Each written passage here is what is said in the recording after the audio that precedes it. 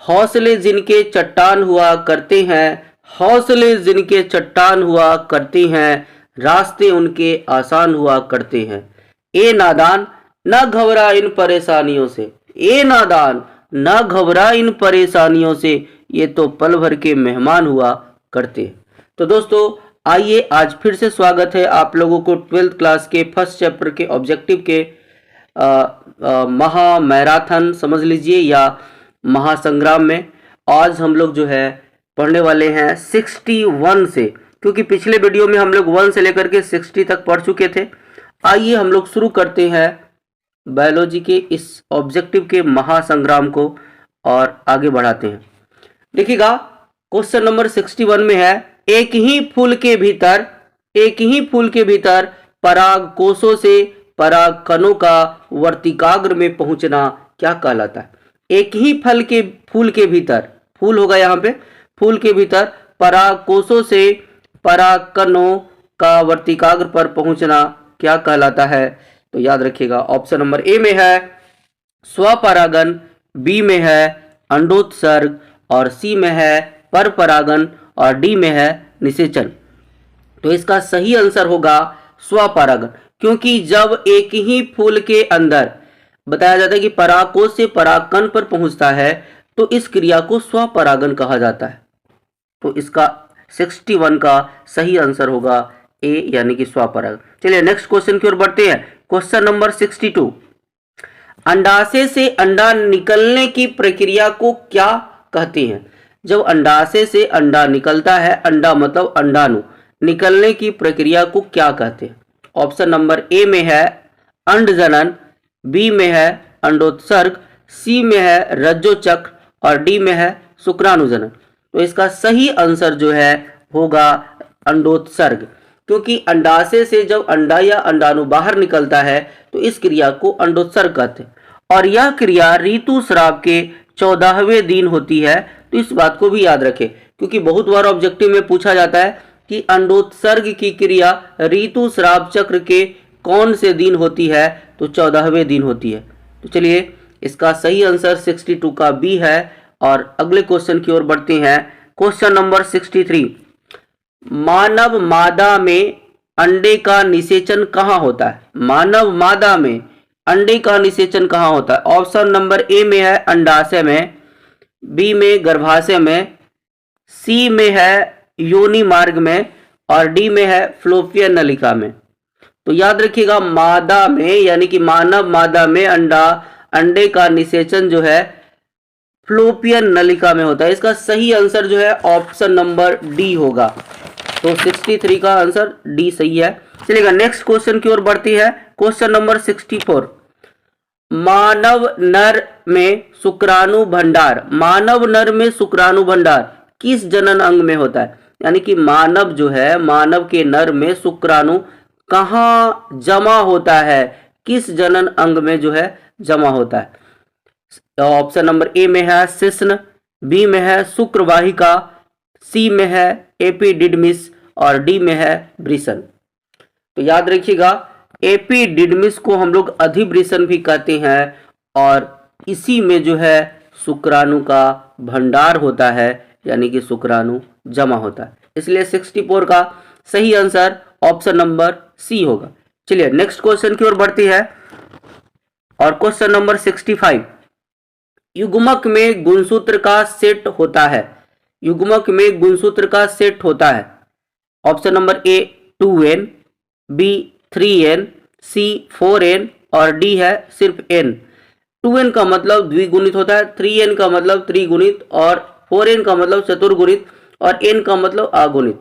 तो याद रखिएगा, युग्मक में गुणसूत्र का जो सेट होता है वो अगुणित होता है, इसलिए इसका सही आंसर डी होगा, क्योंकि युग्मक में गुणसूत्र आधा होता है, यानी कि सिंगल गुणसूत्र की संख्या होती है और यह जो है अगुणित होता है। तो इसलिए इसका सही आंसर जो है ऑप्शन नंबर डी होगा। चलिएगा, नेक्स्ट क्वेश्चन की ओर बढ़ते हैं। क्वेश्चन नंबर 66, अलैंगिक जनन में जीवधारियों की उत्पत्ति कितने जनकों में या कितने जनकों के भाग लेने से होती है। अलैंगिक जनन में जीवधारियों की उत्पत्ति कितने जनकों के भाग लेने से होती है। तो आप लोगों को पढ़ाया भी गया है कि अलैंगिक जनन में या अलैंगिक जनन यूनिपेरेंटल होता है। कहने का मतलब कि अलैंगिक जनन में जो है सिर्फ एक ही जनक भाग लेता है। तो याद रखिएगा, इसमें ऑप्शन नंबर ए में है 1, बी में है 2, सी में है 3 और डी में है 4। तो अभी बताया कि अलैंगिक जनन में सिर्फ एक ही जनक भाग लेता है, इसलिए इसका सही आंसर जो है ऑप्शन नंबर ए होगा, यानी कि सिर्फ एक जनक होगा। तो 66 का ए। चलिएगा नेक्स्ट क्वेश्चन की ओर बढ़ते हैं। Question number 67। माता द्वारा दिए गए युग्मक और पिता द्वारा दिए गए युग्मक के संलयन से क्या बनता है? माता के द्वारा दिया गया युग्मक क्या होता है? अंडाणु होता है, तो इस चीज को याद रखिएगा। और पिता के द्वारा जो युग्मक दिया जाएगा वो शुक्राणु होता है। और दोनों मिल करके जो है क्या बनाता है? तो बनाता है क्या? ऑप्शन पहले पढ़ लेते हैं। ऑप्शन नंबर ए में है युग्मक, बी में है युग्मनज और सी में है संतति और डी में है क्लोन। तो याद रखिएगा, जब माता द्वारा दिए गए युग्मक और पिता द्वारा दिए गए युग्मक के संलयन से क्या बनता है? तो बनता है युग्मनज। तो इसका सही आंसर जो है युग्मनज होगा और 67 का जो है बी ऑप्शन सही होगा। चलिए नेक्स्ट क्वेश्चन की ओर बढ़ते हैं। और क्वेश्चन नंबर 68। वह प्रक्रिया जिसके द्वारा नर युग्मक एवं मादा युग्मक बनते हैं, यानी कि नर युग्मक और मादा युग्मक का जब निर्माण होता है, यानी कि युग्मक बनने की प्रक्रिया को क्या कहते हैं? क्वेश्चन सीधे सीधे अगर बोला जाए तो यही है, लेकिन यहाँ पे नर युग्मक जोड़ दिया और मादा युग्मक जोड़ दिया, तो इस क्रिया को हम लोग क्या कहते हैं? ऑप्शन पहले पढ़ते हैं। ऑप्शन नंबर ए में है निषेचन, बी में है भ्रूण जनन और सी में है युग्मक जनन और डी में है आकार जनन। तो याद रखिएगा, नर युग्मक और मादा युग्मक बनता है, इसको हम लोग बोलते हैं युग्मक जनन, यानी कि 68 का सी सही आंसर होगा। चलिएगा नेक्स्ट क्वेश्चन की ओर बढ़ते हैं। Question number 69। वह जीव या पौधा जिसके शरीर में नर तथा मादा दोनों प्रकार के जनन अंग पाए जाते हैं कहलाता है, यानी कि कोई भी जीव या पौधा जिसमें नर जनन अंग भी है, मादा जनन अंग दोनों है एक ही जीव के शरीर में, तो इसको क्या बोलेंगे? ऑप्शन नंबर ए में है अस्पोर, बी में है संयुग्मन, सी में है उभयलिंगी और डी में है एकलिंगी। तो इसका सही आंसर होगा उभयलिंगी। चलिएगा तो 69 का सी। नेक्स्ट क्वेश्चन की ओर बढ़ती है और क्वेश्चन नंबर 70। किस प्रकार के जनन करने वाले प्राणियों में अधिक विभिन्नताएं होती है?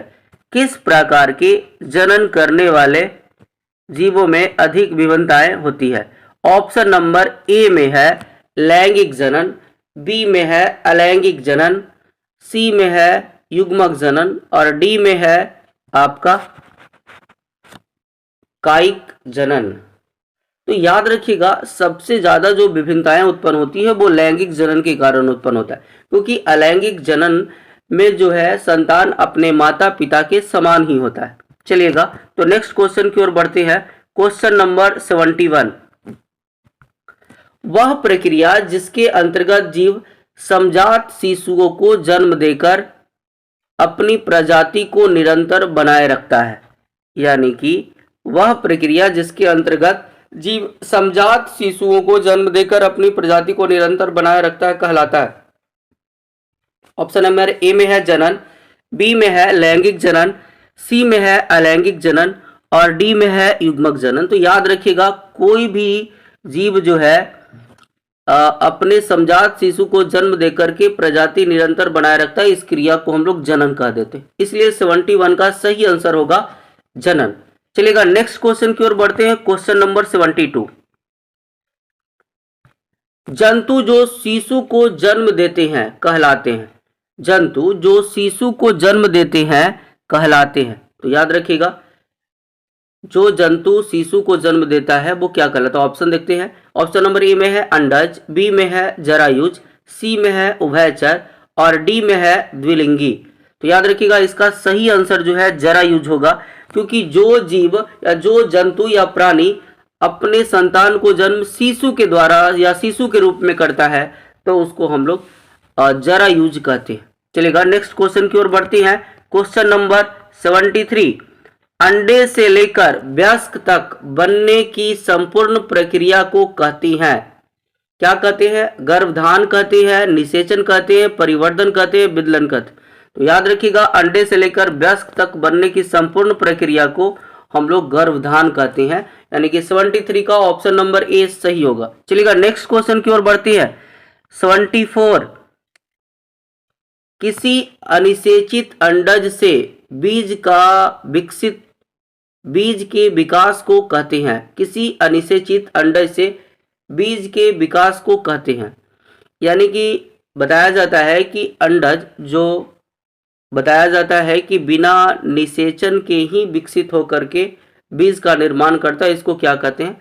ए में है विविपेरस, बी में है पार्थेनोकार्पी, सी में है एपोगेमी और डी में है एपोस्पोरी। तो इसका सही आंसर जो है होगा आपका बी, पार्थेनोकार्पी। चलिएगा नेक्स्ट क्वेश्चन की ओर बढ़ते हैं। 75 नंबर क्वेश्चन, निम्नलिखित में से किसमें बिना निषेचन द्वारा प्रजनन की क्षमता होती है?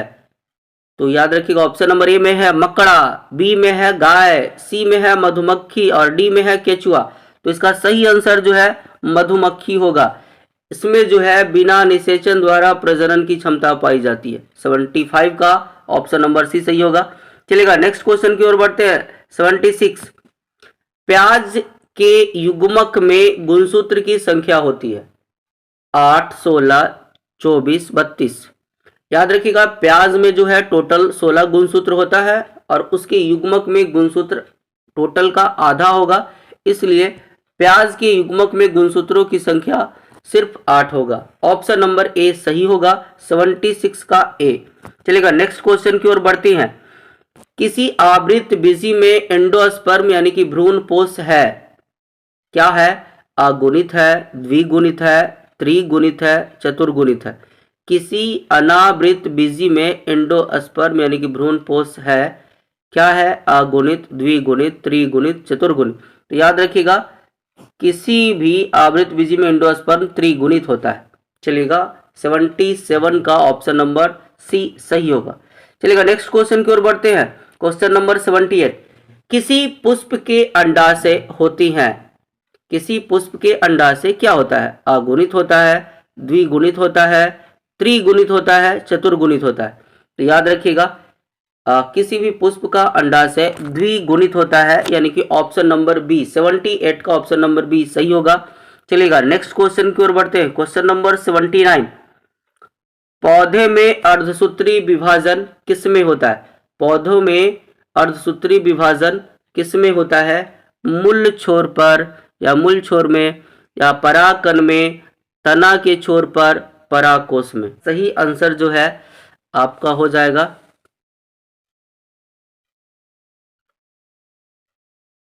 ऑप्शन नंबर बी, परागकण में। तो इसको याद रखिएगा। चलिएगा नेक्स्ट क्वेश्चन की ओर बढ़ते हैं। किसी छोटे भाग के संपूर्ण शरीर के निर्माण को कहते हैं। किसी छोटे भाग या टुकड़े के संपूर्ण शरीर के निर्माण को कहते हैं। 80 नंबर क्वेश्चन है। अब किसी छोटे भाग से जो है अगर पूरा शरीर का निर्माण हो रहा है तो इसको क्या कहते हैं? तो याद रखिएगा, मॉर्फेलस या इपीमॉर्फिसिस या मॉर्फोजिनेसिस या मेटाबॉलिज्म। तो इसका सही आंसर जो है आपका ऑप्शन नंबर ए होगा, यानी कि मॉर्फेलस।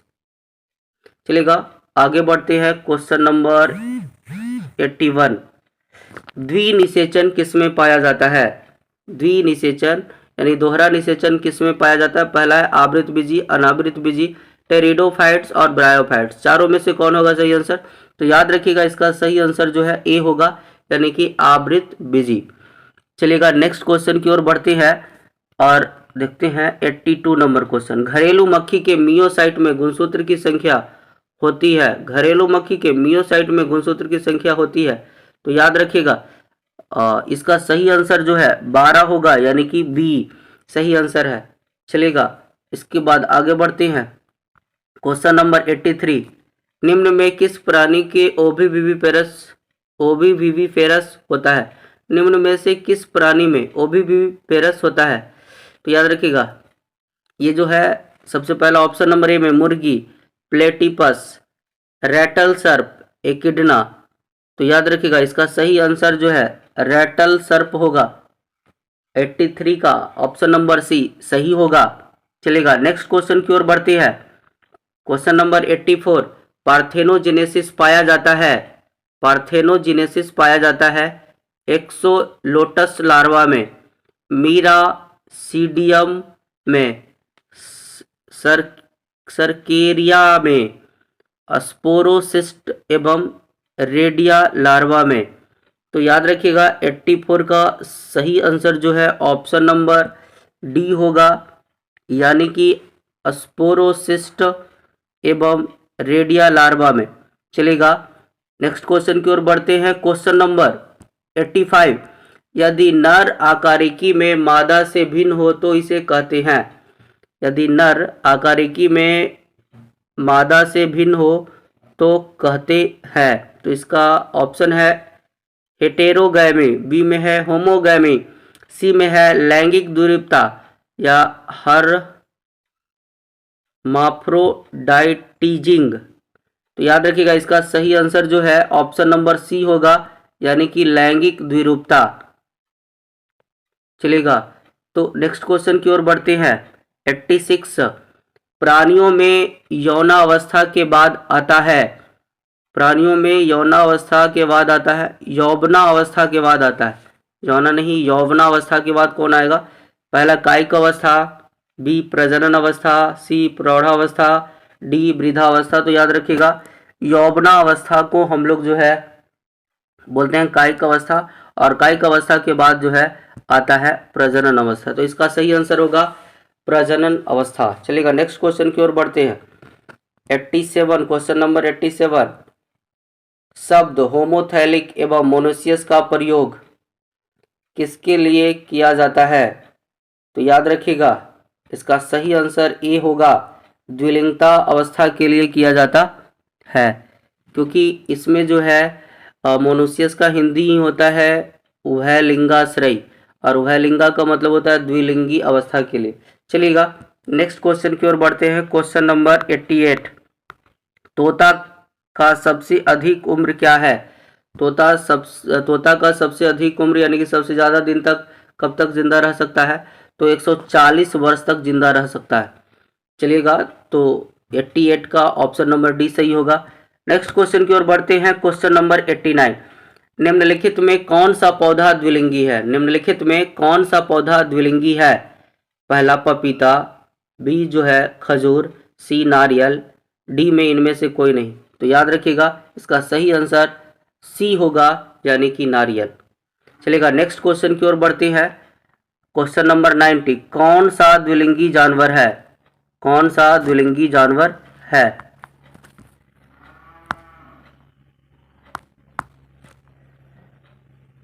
चलिए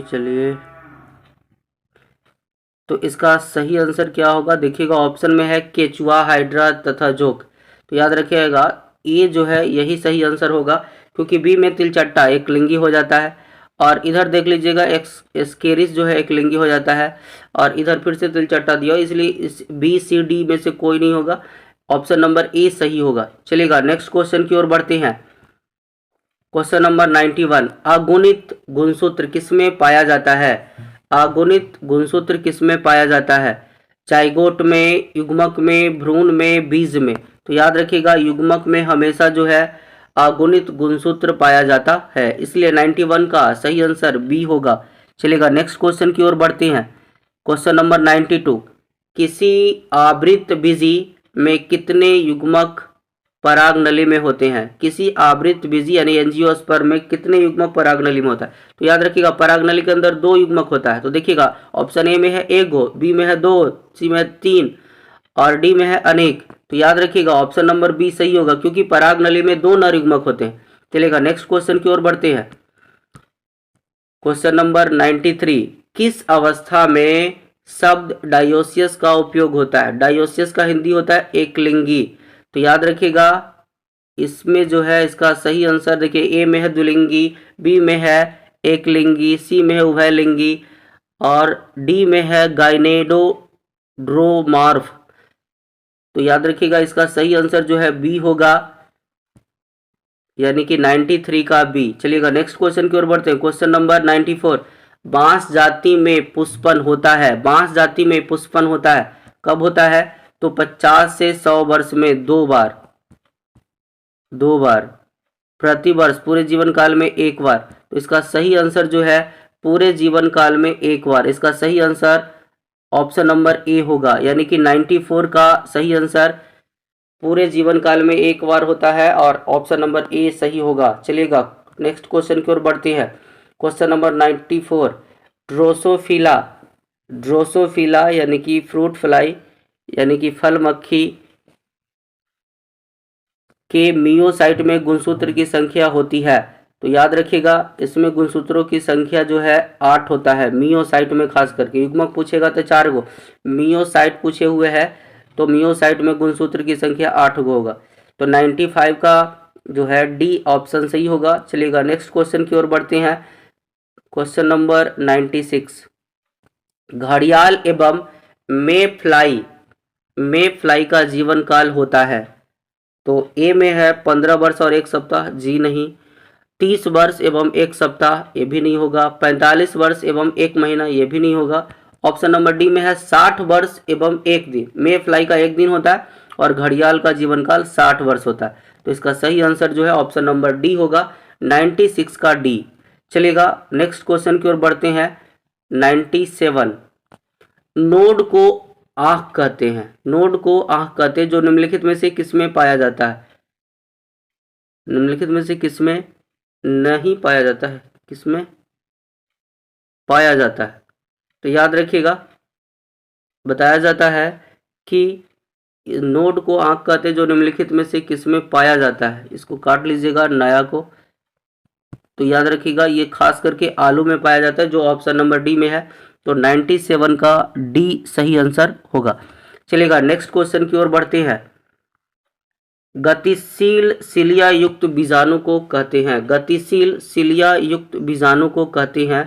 तो याद रखिएगा गतिशील सिलिया युक्त बीजाणु को अल्पाणुस्पोर नहीं कहते हैं, कोनिडिया नहीं कहते, जूस्पोर्स कहते हैं। तो इसका सही आंसर सी होगा, 98 का ऑप्शन नंबर सी।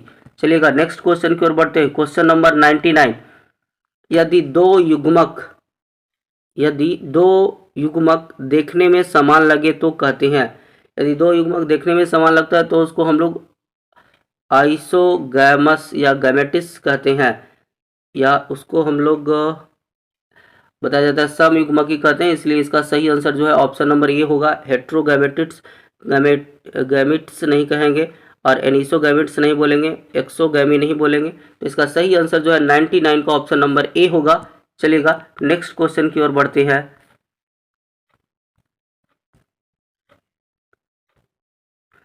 मानव के अर्धसूत्री विभाजन कोशिका में गुणसूत्र की संख्या होती है।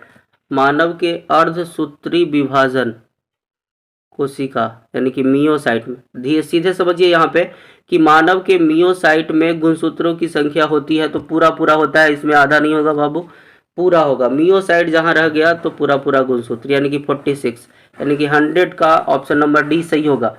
चलेगा नेक्स्ट क्वेश्चन की ओर बढ़ते हैं। कोई भी प्राणी एक अपवाद को छोड़कर अमर नहीं होता है।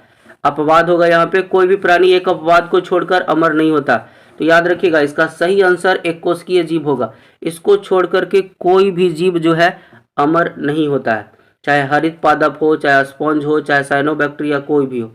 चलेगा नेक्स्ट क्वेश्चन की ओर बढ़ते हैं। Question number 102। चलेगा, संतान जो लगभग एक दूसरे से आइडेंटिकल हो, साथ ही उसके पेरेंट के भी आइडेंटिकल हो, तो कहलाता है, क्या कहलाता है? ट्विंस कहलाता है, जी नहीं। प्रतिलिपि बनाता है, जी नहीं। ड्रोन्स, जी नहीं। उसको हम लोग क्लोन कहते हैं, जो अपने पेरेंट के भी आइडेंटिकल रूप से और एक दूसरे के भी जो है आइडेंटिकल रूप से जो है समान, तो उसको हम लोग क्लोन कहते हैं। चलिएगा 102 का जो है ऑप्शन नंबर डी सही होगा।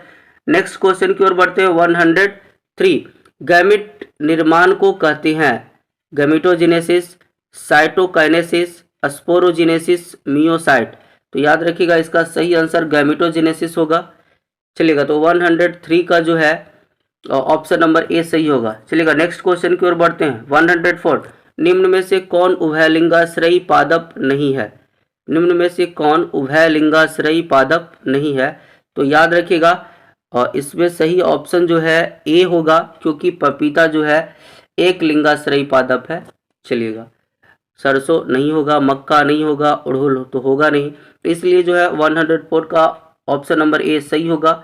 चलिएगा नेक्स्ट क्वेश्चन की ओर बढ़ते हैं। 105, जब संतति की उत्पत्ति एकल जनक द्वारा होती है, जब संतति की उत्पत्ति एकल जनक द्वारा होती है तब यह कहलाता है। एक जनक के द्वारा होगा, क्या बोलेंगे? लैंगिक जनन? जी नहीं। अलैंगिक जनन? हाँ। लैंगिक और अलैंगिक दोनों? नहीं। आंतरिक निषेचन? नहीं। इसका सही आंसर बी होगा, अलैंगिक जनन। तो 105 का सही आंसर बी होगा, यानी कि अलैंगिक जनन। चलेगा नेक्स्ट क्वेश्चन की ओर बढ़ते हैं। 106, अंड प्रजक है, मुर्गी है, सांप है, मगरमच्छ है, इनमें से सभी है। तो याद रखिएगा इसमें से जो भी दिखाई पड़ रहा है सब के सब अंड प्रजक है, इसलिए इसका सही आंसर ऑप्शन नंबर डी होगा। 106 का ऑप्शन नंबर डी। चलिएगा नेक्स्ट क्वेश्चन की ओर बढ़ते हैं। 107, द्विगुणित है, अंडा, पराग, ए और बी दोनों युग्मनज। इसमें सीधे सीधे हम लोग बता सकते हैं कि युग्मनज जो है द्विगुणित होता है। चलेगा, तो 107 का ऑप्शन नंबर डी सही होगा। नेक्स्ट क्वेश्चन की ओर बढ़ते हैं। निम्नलिखित में से कौन जंतु उभयलिंगी नहीं है? तो पहला ऑप्शन में है फीता कृमि, बी में है केचुआ, सी में है घरेलू मक्खी और डी में है जोंक। तो घरेलू मक्खी को छोड़कर बाकी सब जो है उभयलिंगी है, लेकिन घरेलू मक्खी उभयलिंगी नहीं है, इसलिए इसका सही आंसर ऑप्शन नंबर सी होगा। चलेगा नेक्स्ट क्वेश्चन की ओर बढ़ते हैं। एसिटाबुलेरिया निम्न में से क्या है? एसिटाबुलेरिया क्या है? एकल कोशिका प्रोटीन है? जी नहीं। शैवाल है, प्रोटोजोआ है, जीवाणु है? तो इसका सही आंसर होगा शैवाल। एसिटाबुलेरिया जो है एक प्रकार का शैवाल है। 109 का सही आंसर जो है ऑप्शन नंबर बी होगा। चलेगा नेक्स्ट क्वेश्चन की ओर बढ़ते हैं। क्वेश्चन नंबर 110, निम्नलिखित में से किस पौधे के प्रजाति में बीज का उत्पादन असंग जनन द्वारा होता है? निम्नलिखित में से किस पौधे के प्रजाति में बीज का निर्माण असंग जनन के द्वारा होता है, यानी कि बिना निषेचन के हो जाता है? तो आइए देखते हैं किस में होता है। एस्ट्रेसिया एवं घास में, साइट्रस एवं आम में, सरसों में, इसमें से कोई नहीं। तो याद रखिएगा इसका सही आंसर ऑप्शन नंबर ए होगा, यानी कि एस्ट्रेसिया एवं घास में असंग जनन के द्वारा, यानी कि बिना निषेचन के ही बीज का निर्माण हो जाता है। तो 110 का सही आंसर ऑप्शन नंबर ए होगा। चलेगा नेक्स्ट क्वेश्चन की ओर बढ़ते हैं। और 111, इसमें किसे बंगाल का आतंक कहा गया? अगैब को? नहीं। जलकुंभी, केला, ब्रायोफिलम? तो याद रखिएगा जलकुंभी को क्या कहा गया? बंगाल का आतंक कहा गया है, क्योंकि यह जो है जिस जलाशय में रहता है उस जलाशय में जो है प्रकाश भेदन की क्षमता को कम कर देता है, और साथ ही साथ जो है जल में घुलित ऑक्सीजन को खींच लेता है, और इसलिए इसको बंगाल का आतंक कहा गया। तो इसलिए 111 का सही आंसर बी होगा, यानी कि जलकुंभी होगा। चलेगा नेक्स्ट क्वेश्चन की ओर बढ़ते हैं। मध चक्र पाई जाती है गाय में, भेड़ में, कुत्ता में? तो इसमें जो भी ऑप्शन दिखाई पड़ रहा है सब में मध चक्र होता है, और ऑप्शन डी में है इन सभी में। तो याद रखिएगा इसका सही आंसर डी होगा। 112 का ऑप्शन नंबर डी सही होगा। चलिएगा तो नेक्स्ट क्वेश्चन की ओर बढ़ते हैं। सल्ककंद, सल्ककंद यानी कि बल्ब जिसको बोलते हैं, का उदाहरण है? अदरक में बल्ब के द्वारा होता है? जी नहीं। दूब घास में बल्ब के द्वारा होता है? नहीं। प्याज में बल्ब के द्वारा होता है? तो जी हाँ। आलू में बल्ब के द्वारा नहीं, आँख के द्वारा होता है। तो 113 का जो है 113 का जो है सही आंसर जो है आपका सी होगा। तो याद रखिएगा प्याज बल्ब का उदाहरण है। चलिएगा नेक्स्ट क्वेश्चन की ओर बढ़ते हैं। स्तनधारियों में निषेचन कहाँ होता है? स्तनधारियों का मतलब होता है जो जीव अपने बच्चे को दूध पिलाता है या जिसके पास स्तन पाया जाता है उसको बोलते हैं स्तनधारी। और स्तनधारियों में निषेचन कहाँ होता है? तो ये होता है फ्लोपियन नलिका में। तो याद रखिएगा मनुष्य स्तनधारी में आता है, जानवर स्तनधारी में आता है। तो इसमें जो है निषेचन की क्रिया फ्लोपियन नलिका में होती है। चलेगा, तो 114 का सही आंसर डी होगा। चलेगा, नेक्स्ट क्वेश्चन और लास्ट क्वेश्चन का हम लोग देखते हैं। प्राकृतिक अनिषेक जनन पाया जाता है, प्राकृतिक अनिषेक जनन पाया जाता है मक्खी में, मधुमक्खी में, मच्छर में, इनमें से सभी में। तो याद रखिएगा, प्राकृतिक अनिषेक जनन जो है मधुमक्खी में पाया जाता है। इसका सही आंसर बी होगा, यानी कि 115 का बी सही आंसर होगा। तो आप लोग जो है इस वीडियो को एक बार दो बार देखते रहे और इसी प्रकार से जो है आप पढ़ते रहे, ताकि जो है आपका रिज़ल्ट बेहतर से बेहतर हो सके। और तब तक के लिए बाय, और फिर मिलते हैं नए वीडियो के साथ।